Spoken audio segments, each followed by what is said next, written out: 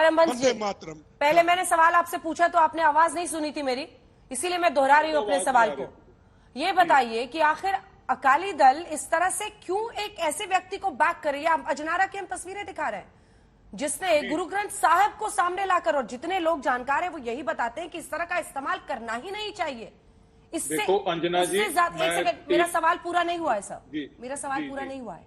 NSA ना लगाएं उस पर जिस शख्स के आईएसआई से तार जुड़े हुए हैं, बब्बर खालसा से तार जुड़े हुए हैं, जो खालिस्तानी मूवमेंट को खुलेआम प्रमोट कर रहा है, जो शख्स इस तरह से पुलिस वालों को घायल कर रहा है, ढाल बना रहा है गुरु ग्रंथ साहब को। उससे ज्यादा महान और बड़ा क्या हो सकता है? उसको वो इस तरह के आक्रमण के लिए ढाल बना रहा है और आपकी पार्टी पॉलिटिक्स करने में लग गई। एनएसए मत लगाओ, क्यों? आपकी आवाज फिर कट गई है जी। आवाज तो सही जा रही है सर, मेरे चुप होते ही अब आपने आ कहा रही है आवाज जी, कट अब गई। आ रही है, अब आ रही है, अब आ रही है जी। अब आ रही है। हाँ, अब आ सवाल रही है। समझे आप जी, मैं समझा जी। अब मैं हाँ बोलूं जी। मेरे को टाइम दे दे। जहां तक आपने बोला कि हमने गुरु ग्रंथ साहब महाराज जब वो थाने पे लेके गए अजनाला में, हमने उस पे राजनीति की या चुप हुए या उसका समर्थन किया। मैं एक बात स्पष्ट कर दूं आपको कि श्रोमणी अकाली दल ने सबसे पहले उसको कंडेम किया था कि गुरु ग्रंथ साहब महाराज को किसी भी तरह से ढाल बना के ये हमला करना बिल्कुल गलत है। इन द स्ट्रॉन्गेस्ट टर्म्स हमने कंडेम किया था और हमने ये भी बोला था कि जो ये थाने पे कब्जे हुए हैं इस पे कार्रवाई होनी चाहिए। उस वक्त तो कार्रवाई की नहीं। आज अगर आप एनएसए की बात करते हैं, हमने जो हमारा स्टैंड है बड़ा क्लियर है। पंजाब में left right and centre Sikh youth नौजवानों को उठाया जा रहा है। 150 से ज्यादा नौजवान उठाया जा चुका है। बहुतों के तो घर वालों को पता नहीं है कि उनके बच्चे हैं कहां पे। एनएसए लगाई जा रही है। क्या ये जो माहौल है डर का, सहम का, टेरर का, ये क्या आप पोर्ट्रे करना चाहते हो? क्या आप सिख कम्युनिटी को एक रंग में रंगना चाहते हो? सब एक्शन लेना था तो उस दिन लेना था ना। तो आज 1 महीने बाद आपने एक्शन लिया, अभी तक भी क्या लिया? इधर उधर सबको पकड़ रहे हो, जिसको पकड़ना था वो तो निकल गया।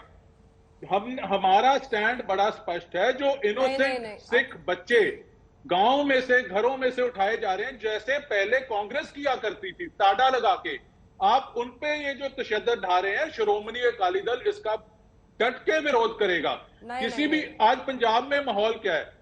फ्री स्पीच को कर्ब किया जा रहा है। मेरी बात जी, परमबंस जी, आप मेरे सवाल से भाग रहे हैं। मैंने ये सब पूछा ही नहीं जो आपने कहानियां सुना दी। मैं तो पूछ रही हूँ उसको आप नेशनल सिक्योरिटी एक्ट उस पर लगे, इसका विरोध क्यों कर रहे हैं? एनएसए पर तो आप आए नहीं, आपने बोला ही नहीं कुछ। मैं एनएसए पे ही बोल रहा हूं ना जी। क्यों एनएसए लगना चाहिए, हाँ या ना? बिल्कुल स्पष्ट है जी। जो कोई भी देश के विरोध में कोई भी गतिविधि करेगा, श्रोमणी अकाली दल भारत की अखंडता और एकता के लिए बिल्कुल डट के खड़ा है। कोई देश की विरोध करेगा, देश को तोड़ने की बात करेगा, उस पर बनती जो कानूनी कार्रवाई है, जो धारा लगनी है, लगनी चाहिए। लेकिन आप उस आड़ में सिख यूथ को सबको बदनाम कर दें और पंजाबियों को बदनाम कर दें, पंजाब में अपनी सियासत चलाने के लिए आग लगाए, वो बिल्कुल साहब कैसा हो रहा है? देखिए, ये बहुत सेंसिटिव मामला है, देश का मामला है, देश की नेशनल सिक्योरिटी का मामला है। इसके ऊपर कम से कम राजनीति नहीं होनी चाहिए। सब लोगों को, सारे संगठन को, सारे धर्मों को एकजुट होकर इसके खिलाफ आवाज उठानी चाहिए और इस बात का खंडन करना चाहिए। पंजाब ने 30 साल तक संताप भोगा है। पंजाब के अंदर इतने साल तक उसकी डेवलपमेंट रुकी गई है और वो बॉर्डर स्टेट है, वहां पे ड्रोन्स भी आते हैं, ड्रग्स भी आते हैं, हथियार भी आते हैं और घुसपैठ भी होती है। उस प्रदेश के अंदर अगर इस तरह की घटना घटती है, और मैं कहता हूं कि एक व्यक्ति आता है अमृतपाल सिंह, 6 महीने में आता है, वो इतना पॉपुलर हो जाता है, लेकिन उसको किसने प्लांट करा, उसके पीछे कौन सी संस्था है, कौन सा देश है, कौन उसके पीछे है, ये सारी चीजों को सेंट्रल सरकार में रॉ और इंटेलिजेंस एजेंसियां इनको मॉनिटर करती हैं और राज्य सरकार और सेंट्रल सरकार कोऑर्डिनेट करके इनके ऊपर एक्शन लेती है। जिस प्रकार से पंजाब सरकार ने भी एक्शन लिया है, लेकिन उसमें थोड़ी चूक हुई, देरी हुई। अगर उसको पहले ही पकड़ लिया जाता, वो इजीली अवेलेबल था, लेकिन किन्हीं कारणों से उसके ऊपर एक्शन नहीं हो पाया। लेकिन मैं आपको एक बात बता दूं, देश के अंदर 99.9% सिख जो हैं वो कोई भी खालिस्तान की फेवर में नहीं है। कुछ लोग हैं, चाहे कोई कनाडा में बैठा हो, चाहे अमेरिका में बैठा हो, चाहे स्पेन में बैठा हो, चाहे फॉरेन फंडिंग के लिए बात करता हो या किसी और चीज के लिए भी बात करता हो। मैं 4-5 साल से इसके ऊपर डिबेट कर रहा हूं और मैंने हर जगह ये बात उठाई है कि अगर कोई अमेरिका में रहता है, अगर उसको खालिस्तान चाहिए, वहां का सिटीजन है वो अमेरिका से खालिस्तान मांगे, कनाडा का सिटीजन है कनाडा से खालिस्तान मांगे, यहां आके बात करे।